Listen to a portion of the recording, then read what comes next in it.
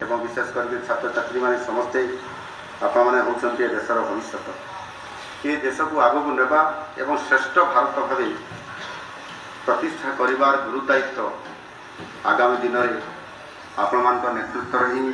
आपण उपर ही निर्भर करुच्ची। तेणु शिक्षार भी आधुनिकता एवं समय उपयोगी हेबा उचित आउ को हृदयंगम करी ओडिशा नूतन जातीय शिक्षानीति 2020 को विलंबर हेले आम नुआ सरकार ताकू लागू करिसेंति। ये 5 वर्षर अधिक विलंब तो होइछि कि राजनीति ये कारण हुए तो लागू करा जाई न थाई पारे, किंतु आम सरकार आसिला परे तुरंत लागू कार्यकारी करा जाउछि। आ सेथि पई मध्य आमे आगामी दिन में उच्च शिक्षा क्षेत्र में किभଳି भाबरे विश्वविद्यालय गुड़िक स्वयं शासित भाव में